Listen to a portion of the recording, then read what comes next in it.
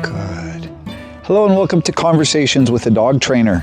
Good. I'm Nick Savgolis, the owner of Family Canine Dog Training, and that's my 10-week-old puppy, Hooligan. I've been a dog trainer for just about 30 years now, and in that time I've trained thousands of dogs, not just from the Montreal region, but from across Canada and the US. Hooligan, come. Good boy. I've started this new vlog called Conversations with a Dog Trainer because I'm passionate about dog training, and I've got a lot of info that I'd like to share with dog owners, both about dog behavior and dog training. So I hope you'll join me along the way on this journey. Hooligan, come. Good boy. Hi, I'm Nick Savgolis, owner of Family Canine Dog Training. This is my English Bulldog puppy, Hooligan. He's 10 weeks old, and he's a handful, like a lot of puppies are. And he wants to play now. Okay, I've been out training dogs all morning, and I've come home to let him out to the bathroom, and he wants to play. Okay, he's got energy to burn. So we're going to talk today about how you should be playing with your puppies to avoid this kind of stuff, right? Just because I'm a dog trainer doesn't mean this isn't going to happen to me. Puppies are puppies. So we have to know how to play with them to help alleviate this. And at the same time, why we should do these things aside from just the biting behavior. Okay? Here, I'm going to get him started. So I like to play with my pups. Yeah, Bubba. Yeah. I like to play with my pups one of two ways. We like to play fetch or tug of war. Depending on his mood, he'll prefer one or the other. And then at some point I can integrate the two together, but at first I'd recommend you keep them separate. So you see, he doesn't want to bite me. He just wants to use his mouth. Or let me phrase that more accurately. He needs to use his mouth. Now, when puppies bite us, he's contemplating if he's going to go get the ball. He's kind of comfortable here right now. Do I have to get up? Okay. So when puppies bite us, they're looking for a reaction. They're looking for a response. They are excited, and they want us to get excited too. Right on.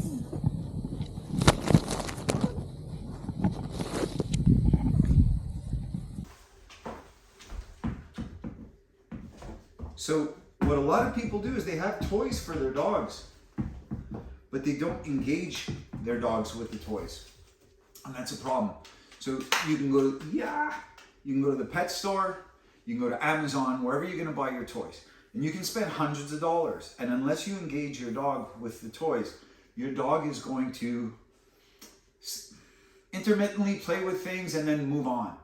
And what most people do is, when the dog is playing with something that they want it to play with, when it's a toy, they'll ignore the dog because he's doing something that's desirable. So it allows us to get on with our day and do our normal day-to-day stuff. And then when the dog grabs the shoes, the charger for your laptop, something that you don't want it to be touching, at that point, the dog gets a big reaction because we need to get it back right away. We don't want it to get damaged, and possibly for the dog to get hurt in the process too. So we're very, very reactive in that moment. And reactive training is not a smart way to do things. Proactive training is the way you want to be doing things. So instead of trying to talk to the camera now and ignore my puppy, I'm proactively playing with my pup, trying to protect my cameras, my hands, my toes. Okay? And I want to engage my pup. So you see, he wasn't into getting up for the ball a minute ago. So I have to sell him now on the concept of the ball. So I just entice him with it a little bit. And that was enough. Now, it could be just that he was very, very comfortable and happy to be in my lap. So yeah, I'll get the ball later. But then what happens if he doesn't get the ball is I'm going to get chewed on. He's going to grab my camera like you said, hi, Bubba, like you saw a minute ago. So I need to help set the tone and create his interest. I've got to sell the concept of play to my dog because his version of play doesn't work for me. I'm not here to be chewed on. I like my nice Lululemon pants. I like my skin without blood on top of it, okay? And I don't want to get mad at the puppy. It's not his fault, okay? A couple of weeks ago, he was with his litter mates. That's what they all do to one another. That's how he interacted with mom, okay? So when I'm playing fetch with a pup, or even an adult dog who maybe has some issues with fetch where they're interested in getting the toy, but they don't quite want to give it to us or maybe not bring it to us. Rule number one, if you want the dog to come to you, don't go to the dog. I take a step towards him. Okay, he wants to be chased. Good boy. He followed me. What does that tell you? That tells you that the dog wants to have an interaction. I'm walking away, he follows me. Use that in your training. He comes in with the toy, I move away from him, and I take the toy, and then I throw it again. Okay, I move away from him. He should come into me. And then I can take the toy. So at this point now, you'll see that when he goes to get it, I never go towards him. He's stalking the ball right now. Look at that stalking behavior. Whoa. Good boy, Huli. Yeah. What a boy. What a guy. What a guy. That's so good. And now look, I don't reach out for the ball. Most people try to snatch it away from the dog. And that will accomplish a couple of bad things. Number one, the dog will learn to avoid your hand and possibly try and get you to come and chase him or her, right? You watch dogs play together. One dog grabs a stick and runs up to the other dog, I got the stick, and come and chase me, dummy. And the other dog says, oh, okay, I'll come and chase you. Don't be like that dumb dog. Don't go chasing your dog. The other thing is with some dogs, you'll make them possessive of what they've got, and they'll be like, well, why would I come to you? You steal from me. So I want to show the dog that I'm not as interested in the item as I am in you. Attaboy, hooligan, you're so good. And then I pet him, and we interact. And I might do this for a couple of seconds, or I might prolong it, it depends. Okay, my dog always feels safe, okay, even at this young, tender age. Very, very safe coming back to me. Now in the beginning, you want to do this in a distraction-free environment. Good boy, yeah! You want to do it in a distraction-free environment, okay? He's good enough that we can kind of play on the property out here. So once in a while, a leaf will distract him now, but it's not the end of the world. I can refocus him. It's not the greatest day outside, and it's been raining on and off, so we're just playing indoors today. So fetch is one version, and then tug of war would be the other. And at first keep them separate, because if the dog thinks that you're going to tug with the fetch toy, then they're not as eager. Come on, Louie. Good boy, boy. Then they're not as eager to give up their fetch toy, because tug of war is pretty darn exciting. So keep them separate. Use different toys for both at this point. Okay? I'm going to play tug with him now to give you an idea what that would look like. Yeah, that's good. Now, eventually, I teach my dogs to out on command. Bandit, out. Sit. Bandit, out. So look at the controllability he allows. Bandit, okay. Okay, when I tell him to out, he lets go. He waits for me to tell him that it's okay to take the toy again. So he's very controllable even when he's in a high drive state. This is very important. Bandit, out. Bandit, okay. Bandit, out. Sit. Bandit, okay. Yeah. Bandit, out. Bandit, okay. Okay, whether that was my old Dutch Shepherd, Hyper, who was doing protection work, or my Malinois, or even a silly little guy like this, eventually he'll know it too. At this point, I have not built that command, so I can just pry his mouth open if I need to get the toy out for a minute, but otherwise we just play and play and play. Okay, so look at him thrash around. Okay, that's predatory behavior. It's instinct. Prey is chase, catch, kill, and eat. Okay, so when he's doing that, he's killing his catch. Okay, it's instinctive. It's hardwired. Good boy. Good boy. Now, when you're doing this, make your puppy miss a bunch of times. Okay, that builds frustration. Frustration builds drive. Think about it from a human standpoint. You're hungry. You really feel your hunger. And as hungry as you are, there you go. You walk by a restaurant and now the food just smells so good. Well, you're already hungry. Now that smell frustrates you and you're even hungrier. You want it more. Good boy. Good, good, good. Toys are meant to be shared, okay? We have certain toys that are like pacifiers. So I give the dog a Nylabone, a Kong, pig's ear, whatever. That's for him, just to kill time. Have this while I'm busy doing stuff, and this way you're not bored and everybody wins. But toys like this, interactive. Hey, oh, you're so good, you're so strong. If I wasn't busy talking to the camera now and explaining things, I'd be interacting a lot more. I'd be praising, I'd be talking to him, I'd be telling him how strong he is. Yes. Yes, what a good boy. What a good boy. Yes, you are. Oh my God, I'm so impressed. Yes. So you see, he doesn't take it and run away. Okay, now, at this point, because we're doing pretty well, I can throw the toy and he'll more often than not bring it right back. Good boy. Good boy. And again, I'm not going to grab the toy. Okay? A little bit later on, once the game is really established, he'll come back. He'll want to put the toy right in my hand because he's bringing it back to continue the tug. The tug is the highlight. He can't have that without me. He needs a participant to hold the toy and to engage him with the toy. For now, things are still quite fresh, right? He's only 10 weeks old. I've had him for a couple of weeks. I don't care if he's grabbing the handle. If this was a dog being trained for protection, you know, we'd want to make sure that he's developing good grip and good bite habits. This is just a pet dog that I'm training to play with me. Whoa, that's a big splinter in my floor. Where did it go? Hooligan, no. Here. Good boy. I don't know where that went. Okay, we'll figure that out. Good boy, buddy. Good boy. So he was biting my hand a minute ago and I told him to stop and he let go immediately. It's my job now to redirect him. See, he's like a little piranha right now. Right? So biting me is not a problem as long as I can... No. Didn't I just tell you it wasn't a problem? Biting me is not a problem as long as I can redirect it. Okay? Oh, there it went.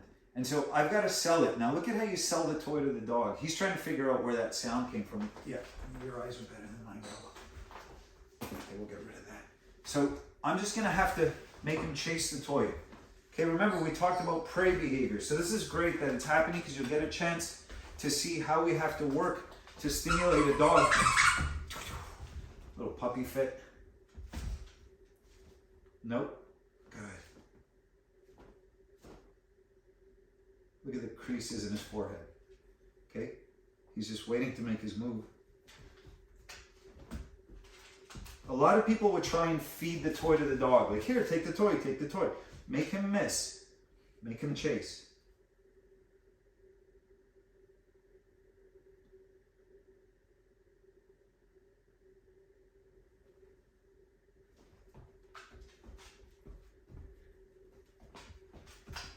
Good boy. Good. And then, especially if we were outside, I'd be moving around, right? Because movement is stimulating, right? So being static, sitting on the floor, I'm doing that for video purposes. If I'm playing with my dog, I'm running around. And you can see that helps make the dog more interested in it. Helps raise the level of stimulation, the want to chase. That's so good. Good boy, Hooli. Good boy. Oh, you're so strong. You're so strong. Good boy. Good. Yo, good boy. You're a good boy. Good. That's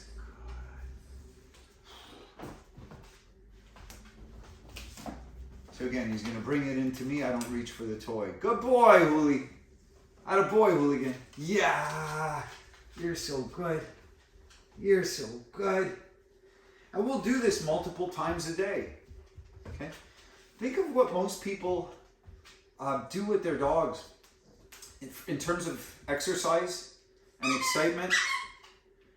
The dog goes to the dog park, and his biggest dopamine hit of the day is walking in the gate and then tearing it up with the other dogs that are there.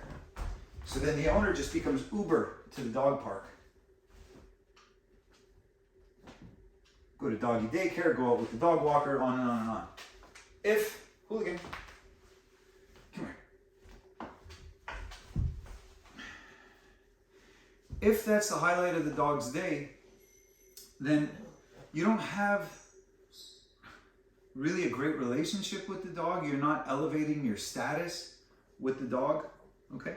If you have a really low-key, lazy dog that is not into any of this, like my last bulldog, she did this stuff as a puppy and quickly outgrew it. And she's like, when can we just move into the portion where I live on the couch? So if you have a lazy dog, that's okay. It is what it is. You work with what the dog is, okay? But if you have a dog that needs to play, needs to burn energy, and most of them do, then we've got to help the dog do that in a constructive way. Now, there's so many benefits to this, okay? The first benefit with a puppy like this is we're gonna help him spend his energy, okay? The next benefit, like I just mentioned, is we're elevating our status. So I'm the highlight of his day. Already, I take him out to socialize. He loves people. He'll interact with people. He's happy to be touched. He likes to sniff. He likes to say hello. Comes running right back to me.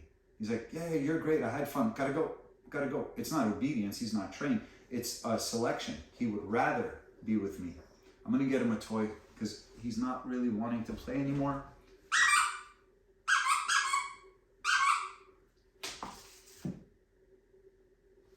Well, maybe he still is. So he'd rather be with me than with someone else. Think of what that means for my obedience training. Good boy, bub. Think of what that means for my obedience training down the line, where I'm more interesting than other things out on a walk. That's wonderful, okay? Beyond that, puppy like this, I gotta go back to work and train everybody's dogs. So we do this for 10 minutes, 20 minutes, go walk around the property, he empties himself out, go into the bathroom. We have our social interaction, he's spending his energy. The exercise creates a heightened need to go to the bathroom, right? It just pushes the body into overdrive a little bit, so that's helpful. And then he can have some downtime in his crate, no problem. A lot of people have a lot of guilt, a lot of concern for their puppy when they're putting the puppy in the crate. If you're doing this kind of stuff with your puppy, crate time is easy because he's gonna go in there and take a nap. I said take a nap. So keep that in mind, okay? There's a lot of layers here where you just benefit from playing with your puppy. And like I was saying, I play tug, I play fetch. So we talk about passive toys, toys where he can pacify himself, okay? I'm gonna go and get one now because he's winding down. He's had enough of this stuff. If I try to entice him to play tug now, he's not gonna really want to, but you can see he just wants to use his mouth. So he's in a lower state of energy now, and I'm gonna bring along a couple of toys that are more conducive to that, and we'll just chat for another minute.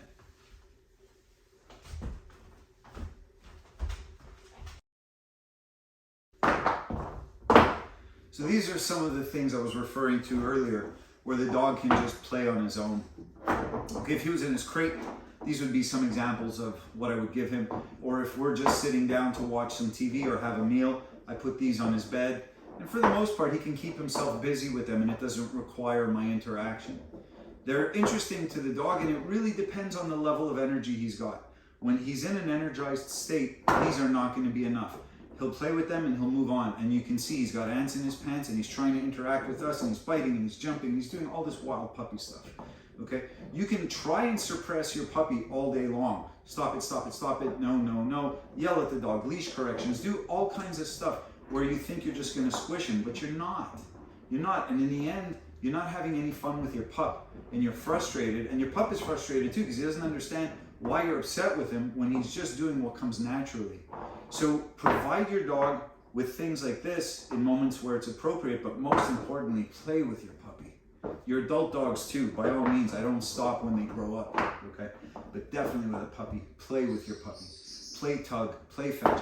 One last thing, if anyone tells you that tug of war is going to make your dog aggressive, a friendly, happy-go-lucky dog like my puppy right now, they are nuts and you should never listen to anything they have to say about dog behavior, ever, okay? Tug of war will not make a friendly, happy dog aggressive or possessive. And in fact, with my trained dogs, I tell them to let go on command. Where's the aggression? Where's the possessiveness? I'm in complete control. Even when I'm holding the tug and they're thrashing around like wild. When I say out, it's like a lightning bolt. They let go. Bandit out. So when I tell them they're allowed to bite, they re-engage the toy. Bandit out. Bandit okay. Bandit out. Sit. Bandit okay. Yeah. Bandit out. Bandit okay. Okay. Same thing we do in protection work with dogs when they're biting the sleeve or the body bite suit. let go, bite, let go, bite. Okay, we're in charge. So don't listen to that. Of course, if you have a dog that is possessive, if you have a dog that has aggressive tendencies, if you have a dog that gets too worked up and wild when you play, where the dog maybe isn't aggressive but just gets really out of hand, then this game is not for you. You're going to need help from a professional. But if you're starting with a puppy like this, just a dopey, happy puppy, or your average dog, go for it. Play tug with your dog, okay?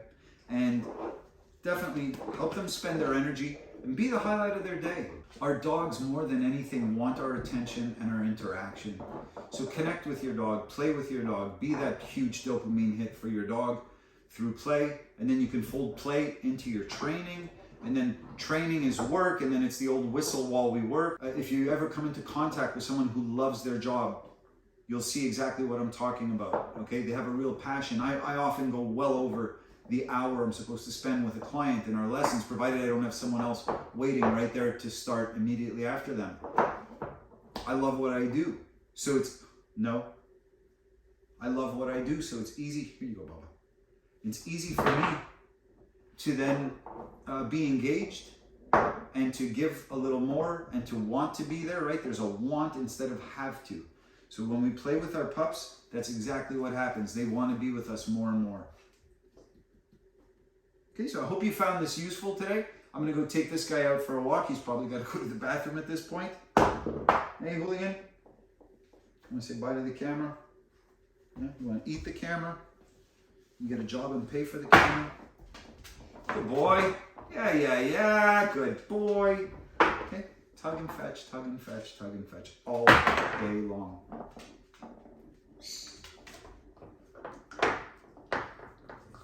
Any questions, leave them in the comments below.